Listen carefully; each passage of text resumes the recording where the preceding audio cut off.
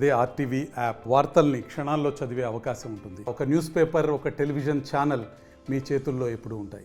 నిన్నటి రోజు గౌరవ ముఖ్యమంత్రి వర్యులు వైఎస్ జగన్మోహన్ రెడ్డి గారిపై జరిగినటువంటి అమానుష దాడిని తీవ్రంగా ఖండిస్తా ఉన్నాను. ఇటువంటి అమానుషమైనటువంటి దాడులను ఎవరు చేసినప్పటికీ కూడా క్షమించరానటువంటి నేరము. ఒక ముఖ్యమంత్రి హోదాలో ఉన్నటువంటి వ్యక్తిపై ఇంత అమానుషంగా దాడి చేయడం అనేది ప్రతిపక్షాలకు కూడా మంచి పద్ధతి కాదు.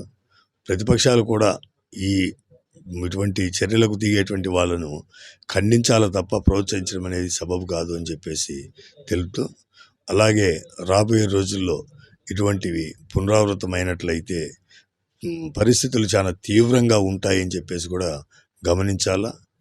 ఎందుకంటే ప్రజల్లో ఆదరణ ఎక్కువగా ఉన్నటువంటి జగన్మోహన్ రెడ్డి గారికి ఆదరణ చూసి ఓర్చుకోలేనటువంటి వీళ్ళు ఈ కుట్రలు పన్నితే ప్రజలు క్షమించరు.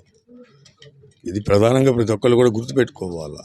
మంచి పద్ధతి కాదు ఇది. నిన్న జరిగిన చర్యకు వైఎస్ఆర్ కాంగ్రెస్ పార్టీ తరఫున అందరం కూడా ఖండిస్తూ నిరసన తెలుపుతాం. మరిన్ని వీడియోస్ కోసం ఛానల్ ని సబ్స్క్రైబ్ చేయండి. లేటెస్ట్ అప్డేట్స్ కోసం వాట్సాప్ ఛానల్ ని ఫాలో చేయండి. అండ్ లింక్ డిస్క్రిప్షన్ లో ఉంది.